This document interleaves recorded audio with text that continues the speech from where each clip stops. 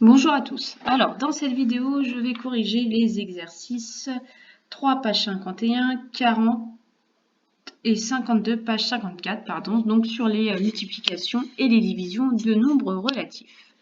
Alors, donc, petit à petit, je vais évidemment vous rappeler donc les règles de calcul. Donc, le 3, page 51. Donc, on vous donnait des calculs, donc des enchaînements de multiplication donc dans cet exercice. Donc pour le premier calcul, vous aviez moins 12 fois 0,8 fois 15,9 fois moins 34. Et la consigne, ce n'était pas d'effectuer le calcul, mais tout simplement de nous donner le signe du résultat sans effectuer le calcul. Donc, pour déterminer le signe du résultat, il faut regarder les facteurs négatifs. Je vous rappelle qu'un facteur, c'est un nombre que l'on multiplie. Donc ici, il y a combien de facteurs négatifs? Il y en a 2. Donc, quand le nombre de facteurs est pair, votre résultat est positif. Donc là, j'ai plus qu'à mettre positif. Hop, mon résultat va être positif. Et il fallait justifier, donc il fallait mettre car il y a, alors je vais peut-être le taper parce que sinon ça va pas être très joli. Hop, voilà.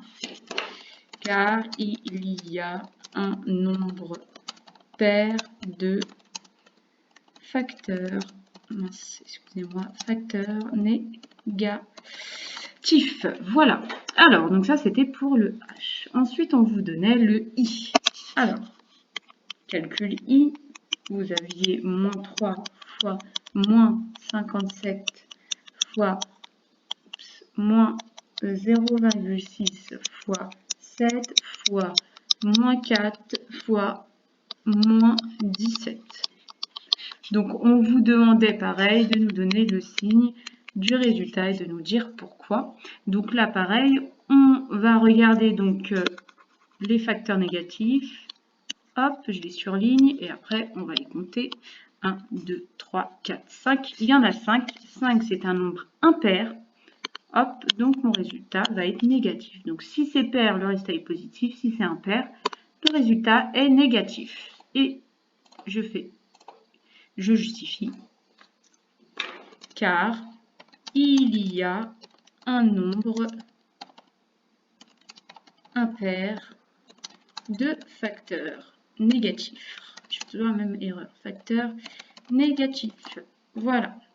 Je continue avec le calcul J. Alors, donc, le J, vous aviez 5 fois moins 5 fois moins 5 fois moins 5, excusez-moi, hop, fois moins 5 fois 5. Donc, même méthode, je surligne ici donc mes facteurs négatifs et après je les compte. 1, 2, 3, 4. J'ai 4 facteurs négatifs. 4, c'est un nombre pair, donc mon résultat est positif. Hop, je le note. Positif, car il y a un nombre pair de facteurs négatifs.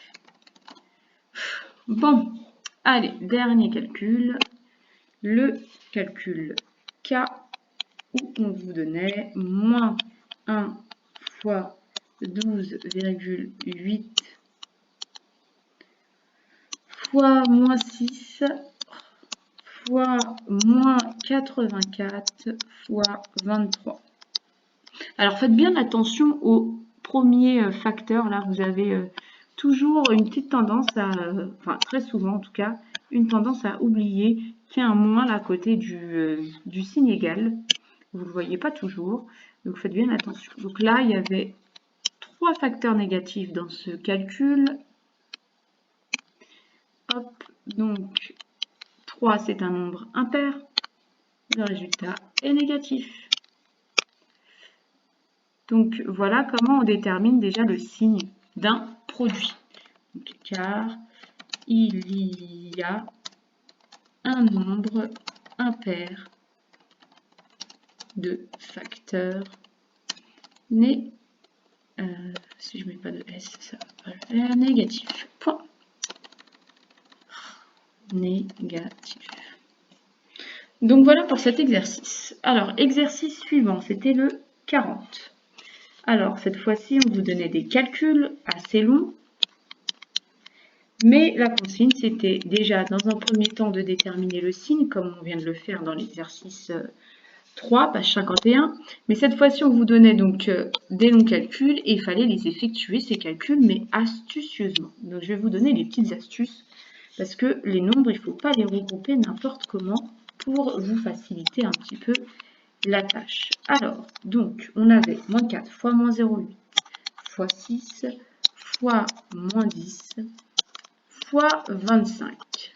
Bon, déjà, on va suivre la consigne qui nous disait dans un premier temps de régler cette histoire de signe. Donc, je regarde le nombre de facteurs négatifs que j'ai. J'en ai 3. C'est un nombre impair. Donc, déjà, je sais que mon résultat va être négatif. Une fois que j'ai réglé l'histoire du signe, je vais calculer donc tous mes produits à l'intérieur de ma parenthèse. Je ne m'occupe plus des signes. Je ne prends que les distances à 0. Et là, je vais regrouper astucieusement. Alors, comment on fait? Il y a des petites astuces. À chaque fois que dans un calcul, déjà à chaque fois qu'il y a la consigne regrouper astucieusement, c'est que ils ont fait exprès de mettre des facteurs avec d'autres pour pouvoir les regrouper. Donc en général, quand vous avez 4, c'est que vous avez forcément 25 ou alors 250 ou 0,25. Il faut les regrouper, ça c'est sûr. 4, ça va avec 25. Ici, ils vous ont mis un 10. Pourquoi ils vous ont mis 10? Parce que ici, vous avez un nombre à virgule avec un seul chiffre avec un seul chiffre après la virgule. Donc il faut les regrouper, pareil. Il faut regrouper 0,8 et 10. Et on laisse le 6 comme ça. Donc, hop, je fais mon calcul. Donc le moins, on n'y touche pas. Hein. Ici, là,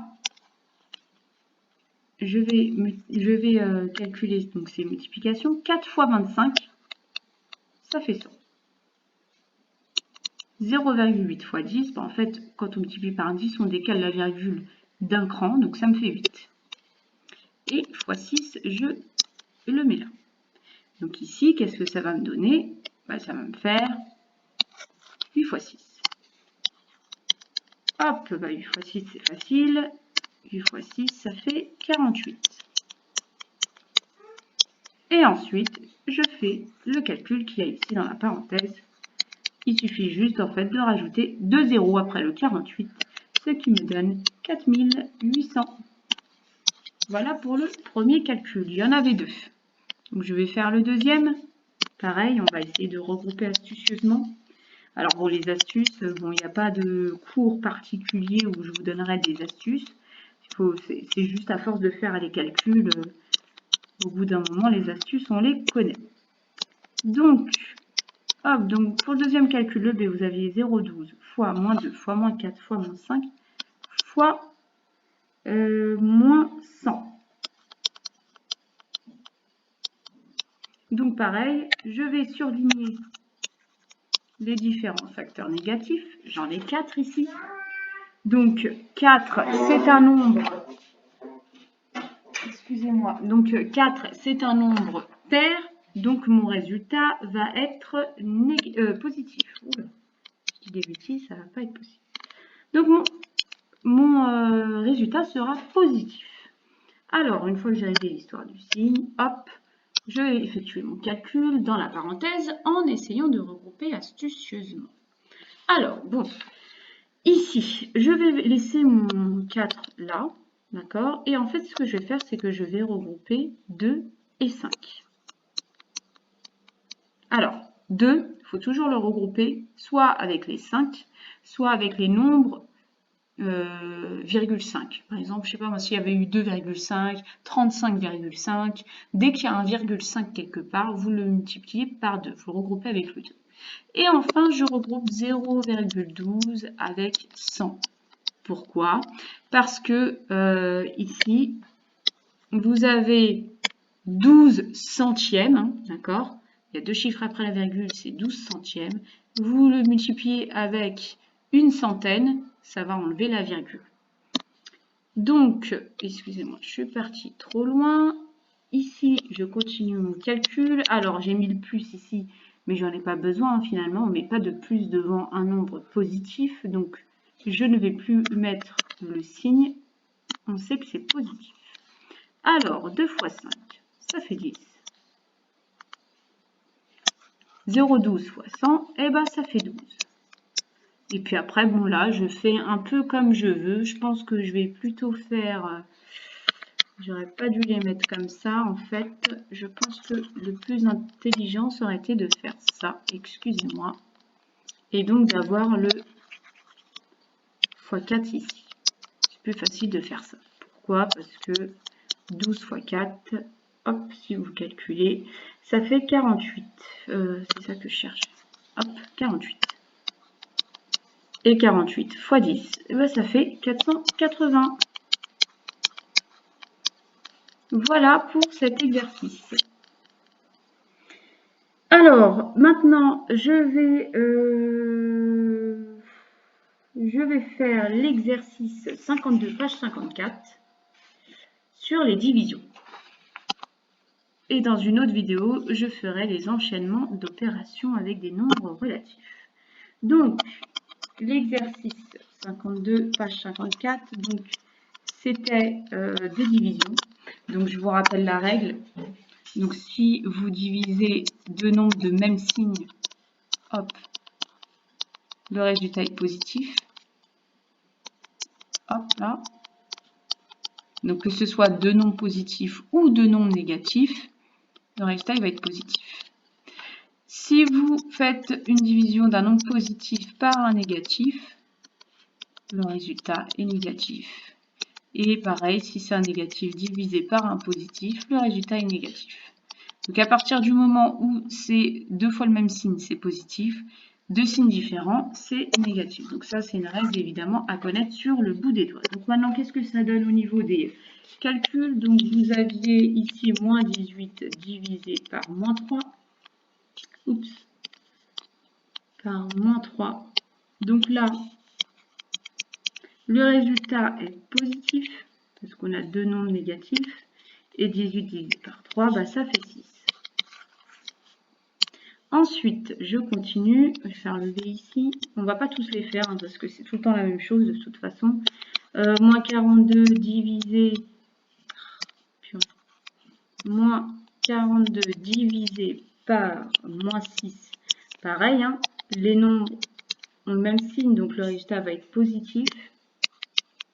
Et du coup, 42 divisé par 6, bah, ça fait 7. Hop, je vais faire le C. Moins 32 divisé par 0,8. Ça va nous donner... Alors, c'est deux nombres de signes contraires, donc hop, ça va être négatif. Et 32 divisé par 0,8, et ben ça fait 40. Voilà. Alors, le reste, c'est tout le temps la même chose. De toute façon, vous avez la correction complète en PDF.